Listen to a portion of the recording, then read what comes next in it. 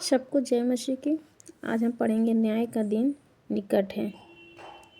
तुम लोगों ने अपनी बातों से यहोवा को उकता दिया है, तो भी पूछते हो हमने किस बात में उसे उकता दिया। इसमें कि तुम कहते हो जो कोई बुरा करता है वह यहोवा की दृष्टि में अच्छा लगता है और वह ऐसे लोगों से प्रसन्न रहता है। और यह कि न्यायी परमेश्वर कहाँ है। देखो मैं अपने दूत को भेजता हूँ और वह मार्ग को मेरे आगे सुधारेगा।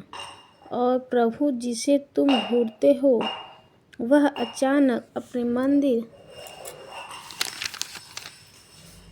में आ जाएगा। हाँ, वाचा का वह दूत जिसे तुम चाहते हो, सुनो, वह आता है। सेनाओं के यहोवा का यही वचन है। परंतु उसके आने के दिन को कौन सह सकेगा, और जब वह दिखाई दे तब कौन खड़ा रह सकेगा। क्योंकि वह सोनार की आग और धोबी के समान है। वह रूपे का ताने वाला और शुद्ध करने वाला बनेगा और लेवियों को शुद्ध करेगा और उनको सोने रूपे के समान निर्मल करेगा।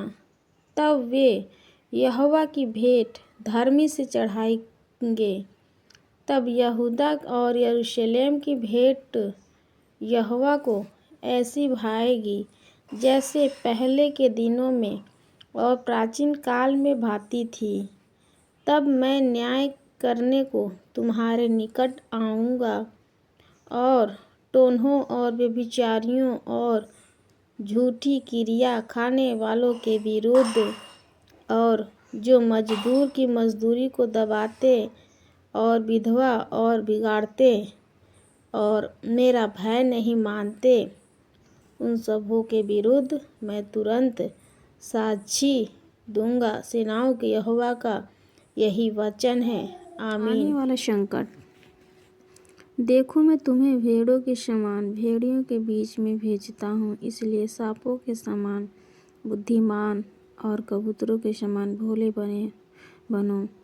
परंतु लोगों से सावधान रहो, क्योंकि वे तुम्हें महासभाओं में सौंपेंगे और अपनी पंचायतों में तुम्हें कोड़े मारेंगे। तुम मेरे लिए हाकिमों और राजाओं के समान उन पर और अन्य जातियों पर गवाह होने के लिए पहुँचाए जाओगे। जब वे तुम्हें पकड़वाएंगे तो यह चिंता न करना कि हम किस रीति से क्या खाएंगे, और क्योंकि जो कुछ तुमको कहना होगा वह उसी घड़ी तुम्हें बता दिया जाएगा। क्योंकि बोलने वाले तुम नहीं, परंतु पिता का आत्मा तुम में बोलता है। भाई भाई को और पिता पुत्र को घात के लिए सौंपेंगे, और बच्चे माता पिता के विरोध में उठकर उन्हें मरवा डालेंगे। मेरे नाम के कारण सब लोग तुमसे बैर करेंगे, पर जो अंत तक धीरज धरे रहेगा उसी का उद्धार होगा। जब वे तुम्हें एक नगर में सताए तो दूसरे को भाग जाना। मैं तुमसे सच कहता हूँ, तुम इज़राइल के सब नगरों में न फिर झुकोगे कि मनुष्य का पुत्र आ जाएगा।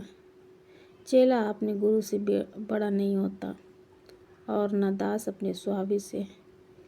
चेले का गुरु के और दास का स्वामी के बराबर होना ही बहुत है। जब उन्होंने घर के स्वामी को शैतान कहा तो उसके घर वालों को क्या कुछ न कहेंगे। आमीन।